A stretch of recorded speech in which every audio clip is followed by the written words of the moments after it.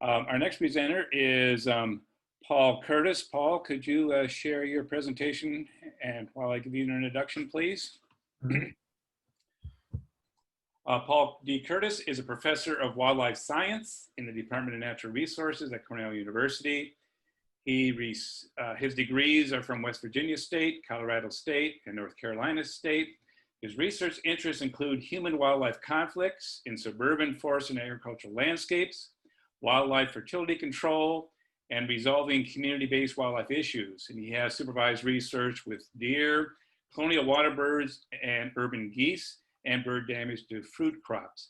He has an extensive extension programming, including literature, background, including being co-author of the National Wildlife Control Training Program. Paul? Morning, everyone. Similar to Dina's presentation, I want to talk about deer management. And deer management is not something that's usually taken on by schools, but you have to be effective. Deer management really should be done at a community level. So I want to do two things. First, since it may be a new topic for folks, I want to talk about sort of the basics of deer management in New York State and how that's accomplished. And then I want to focus the second half of the presentation on how schools can get involved. So let's get started. First, most of you are aware deer density varies depending where you're at in New York State. So for example, in the North Country, in the Adirondack, deer densities are at their lowest. So we see fewer issues with deer management versus Southern and Central New York or going down in the lower Hudson Valley, Long Island. That's where deer densities tend to be highest. And you see many more communities involved with deer management issues in those parts of the state. We talk about what can be done. If we're not going to do any type of population control, then it's either hands off, just live with the issues that deer create, or you do some type of damage control on a property by property basis using either repellents or fencing. I want to emphasize that feeding deer in New York State is illegal. You can get ticketed by a conservation officer for feeding deer within 300 feet of a public highway in New York State. So that just creates more problems for people who feed deer. If you want to do population control and reduce impacts associated with deer, then you're looking at either lethal or non-lethal methods. The only one that has any promise on the non-lethal side is fertility control. That has been shown in some situations where you've got fenced or closed populations to have some success. But most communities are not going to be able to do that because it's still considered research in New York, and you need a research permit to do deer fertility control on a community scale. So that leaves lethal methods. In most communities are going to do one or two things: some type of a hunting program at the community level, or maybe have professionals come in and do a bait and shoot type of effort. There are three scales in New York for deer management. One is the individual property. We've already talked about fencing and repellents an individual homeowner can do to protect their plant materials or to keep deer off their property. What I'm going to focus on today is the community scale and how people can work together to try to reduce impacts associated with deer. And the third scale is the landscape scale, or the county or the wildlife management unit scale. And unfortunately, many of the regulations that we see in New York State are really designed to work at this broader scale. So things like doe tag and hunting permits, or bonus doe tags, or special seasons, or extended hunting season. Most of these hunting related policies and regulations are designed to manage deer at the state wildlife management unit or the town scale. They really are not all that effective on a property by property basis, and that's where communities get involved. When we get down to a specific neighborhood or a specific property, really the only management tools that DEC, our state wildlife agency, has to manage deer are either deer management assistant program tags or deer damage permits. And we'll talk about both of those a bit more. So deer population management, removal of deer, primarily accomplished in New York State by managed hunting. Most of the southern 2/3 of the state, hunters can apply for DMPs, or essentially doe tags, to take antlerless deer. It's controlling the female segment of the herd that really controls potential for population growth. You can harvest as many bucks as you can, and that's really not going to impact your deer populations. You really have to focus management on the female. Deer Management Assistant Program, the DMAP tags, are for landowners that usually have 50 acres or more, most often used on farm and forest lands where deer damage is excessive, either to forest regeneration or to deer damage to crops. And those permits are applied for by the landowner, given to the landowner, and then the landowner gives them out to hunters on the property. The deer management focus area is an experiment. It's only in the Ithaca area, so that really doesn't apply to most of the state. The deer damage permits are for usually bait and shoot operations. Those are permits given out by DEC to landowners or communities to remove deer outside the regular hunting season. So DDPs are only used when hunting seasons are closed, and deer are usually baited into a safe area and then removed from the property to reduce impacts. Like any wildlife management issue, deer management is no different, and I like to apply IPM principles. And so on any given property or in any given community, usually there's a combination of techniques that are going to help reduce deer conflict. Things like fencing or repellents on an individual property, population management, removal of deer at the community level, or again, plant selection, designing deer-resistant landscapes, reduce damage to ornamentals as possible on a property-by-property basis. So where do schools fit in? We're not going to be conducting active deer management on schools, but schools can support deer management efforts at the community level. Under New York state law, you can't discharge a firearm or a bow within 500 feet of school grounds. So there's no hunting on school properties. That's not going to happen. But schools provide a safe venue for community meetings. In many communities that I work with around the state, we often hold educational programs or stakeholder information groups at local schools because everybody's familiar with their school. Schools provide an opportunity to educate both youth and adults on key deer management issues, and schools have a stake in the issue and in the community. Also, as Dina noted, schools provide an opportunity for in-class civil education and discussion of the political process. So deer management can be an issue that's discussed in older age groups and in class to teach students how the political process works and how they can be active in the community to make change. So why do we use community-based deer management? And really the big issue is its relevance to stakeholders. Stakeholders are people who are impacted by deer, and impacts are typically perceived at the community level. And we'll talk a bit more about that in a moment. Also at the community level, management actions can have an observable effect. So if just one or two property owners control deer, that's not going to control populations or impacts. It's when the community gets together and groups of landowners work together to provide access to deer that you start to see observable effects and reductions in things like deer vehicle collisions or reductions in damage to ornamental plants or crops. Also within the community, social norms and networks exist. Same people that are involved with local churches and schools and stores and everything share information. So if you educate some folks in the community, they pass that information on. And those social networks are extremely important for getting people involved. Again, participate, have a stake in both the issue, the deer management issue, and in the community. They want a better quality of life. That's why people manage deer. And finally, it increases agency image and credibility when the agency is responsible to stakeholder concerns. So who are stakeholders? Well, stakeholders, anybody that experiences the impacts from wildlife. An impact can be both positive or negative. For example, many people like to hunt deer, and that's a positive impact associated with deer. Many people like to view wildlife, and again, view deer in their community, and that's a positive impact. But on the flip side of that, deer also have negative impact.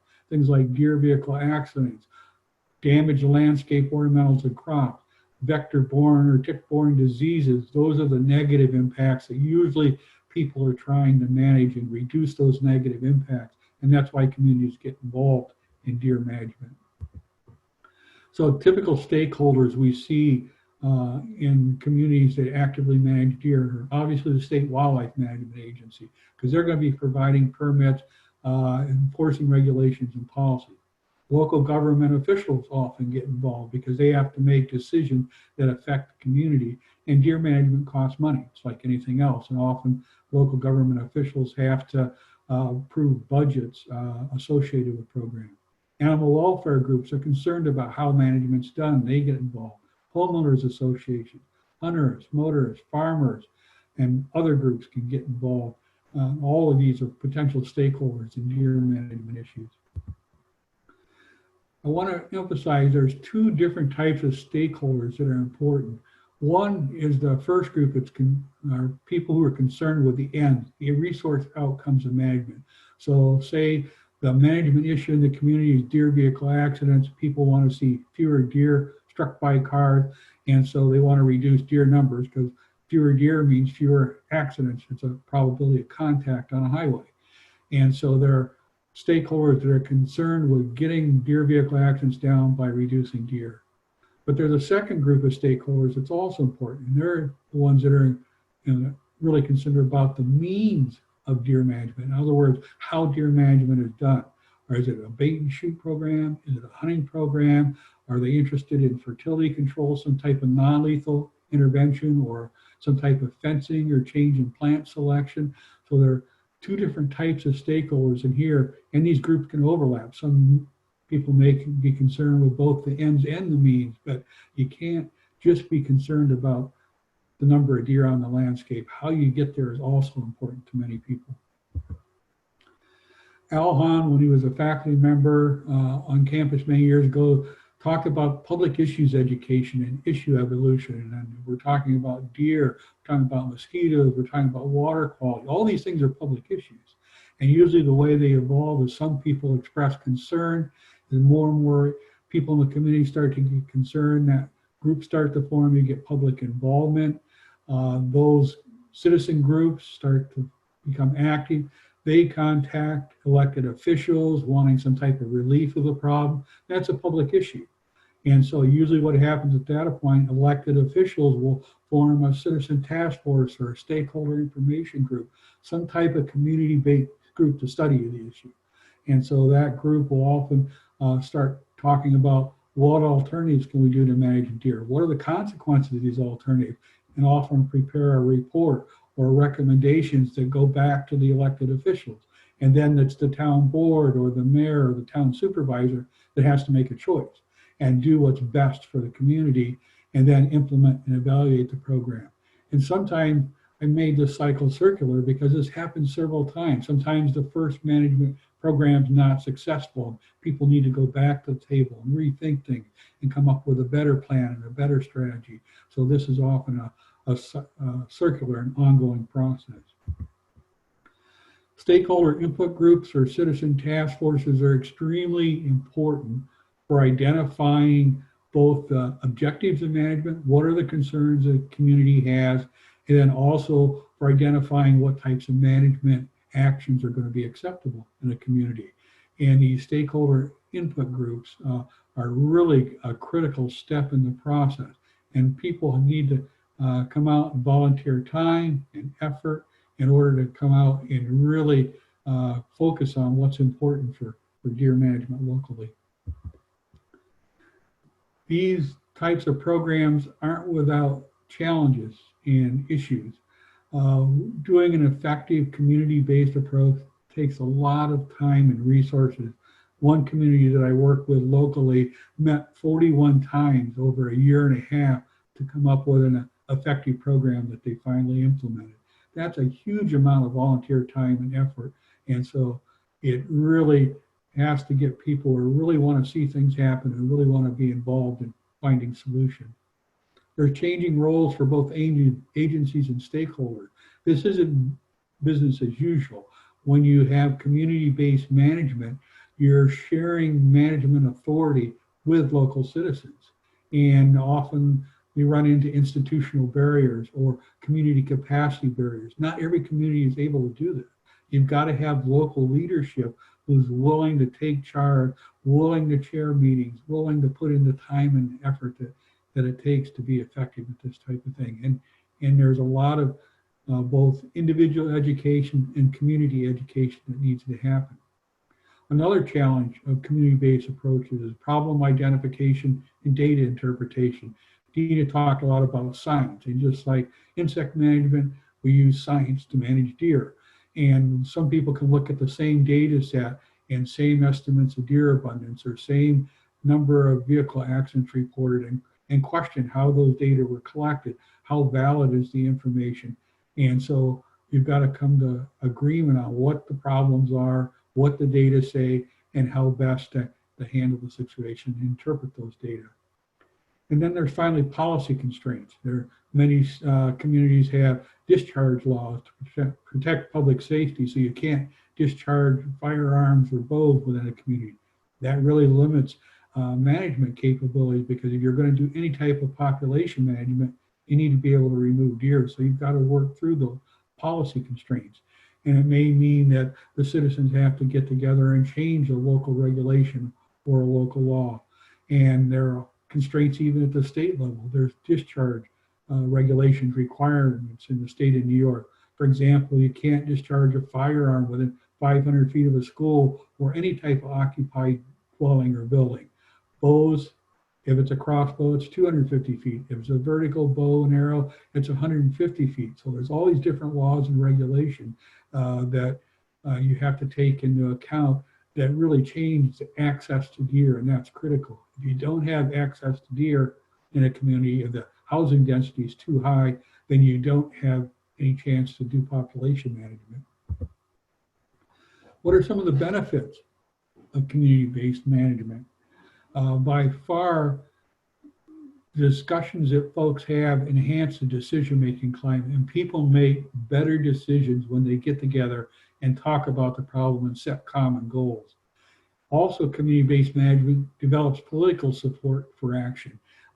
As I mentioned, it's going to probably take some type of a budgetary decision from elected officials to support a management program.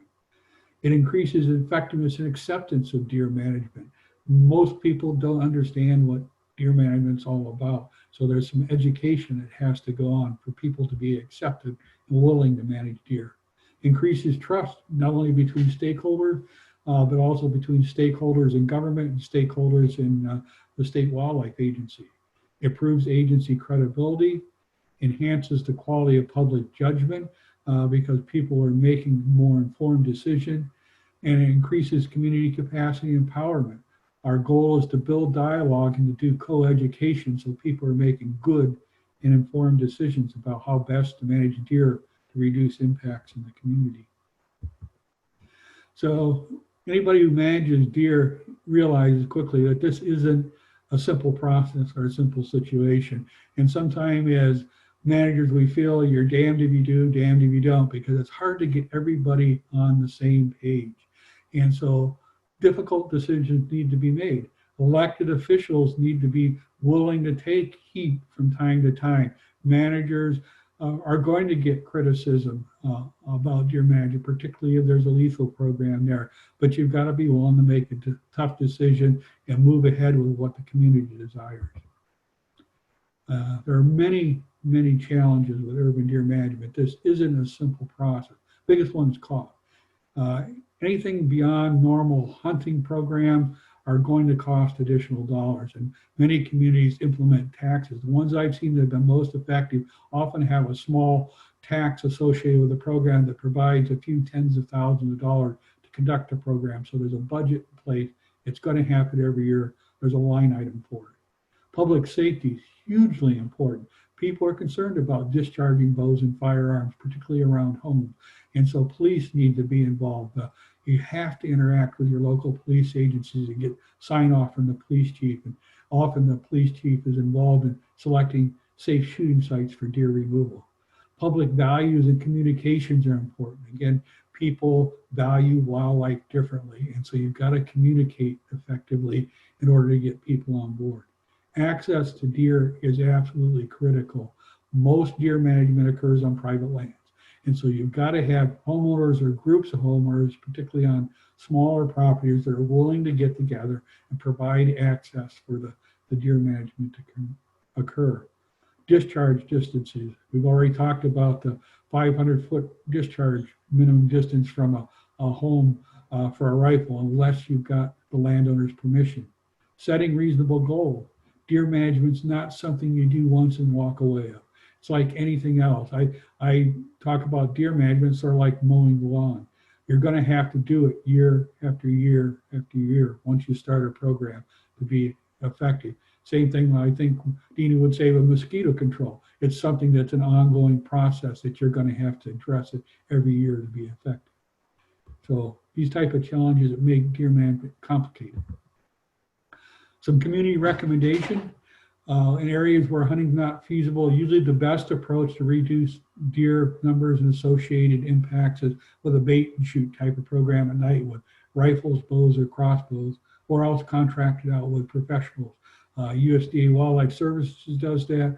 Groups like White Buffalo, the private contractors will come in and for a fee do deer management in community.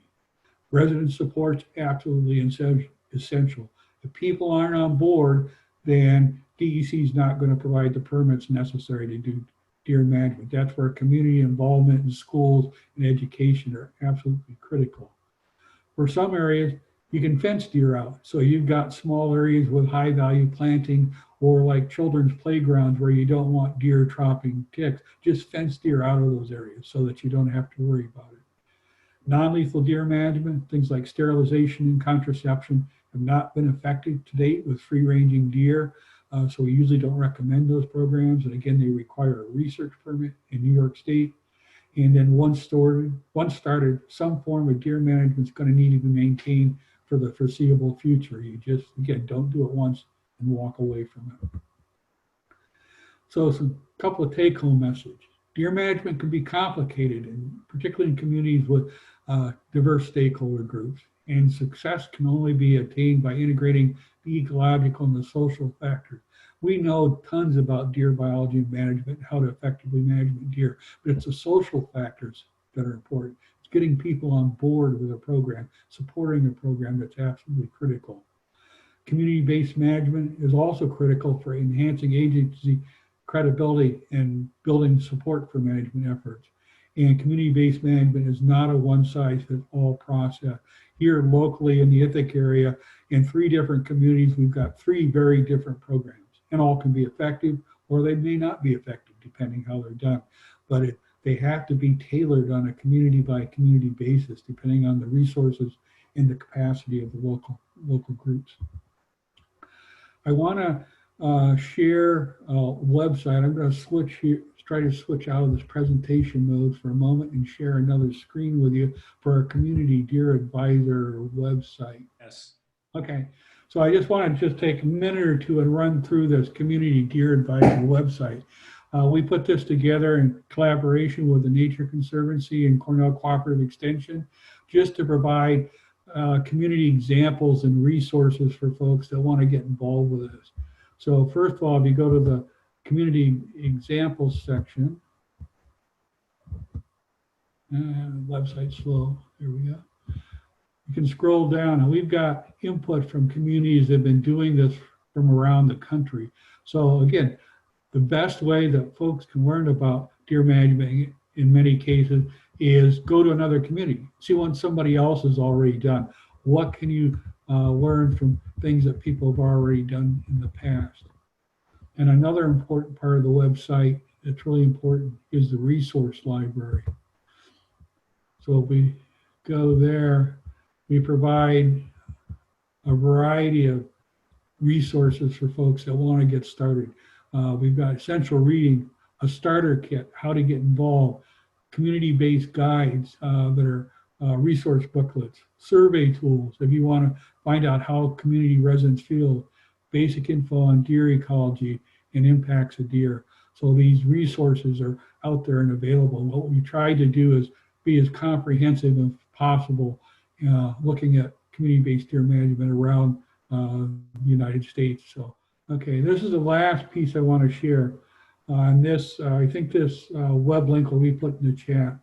New York State Department of Environmental Conservation has developed a community-based deer management guide to help folks in New York get started with community-based deer management issues. And this PDF is available free of charge. And just wanted to make folks aware that that is a very, very helpful guide on laws, regulations, policy, what DEC is going to be looking for in order to help communities get involved with local deer management. And with that, my presentation, and I'll stop sharing my screen and turn it back over to you, Len. Okay, Paul, so later this morning, we're going to have breakout groups where dealing, how schools can interact with the communities with pests such as cockroaches and bed bugs. Based upon your community interaction for deer issues, what do you think that those breakout groups should keep in mind? I think those breakout groups should keep in mind a lot of the pest or best managed at the community level. What folks are going to need to do is figure out how to engage, how to educate folks on a broad scale. New York State IPM is there to help. Cornell Cooperative Extension is there to help. There are a lot of folks that can help people through the process, but you just need to figure out how to engage folks that can be most helpful for you. Okay, thank you. And thank you for your presentation.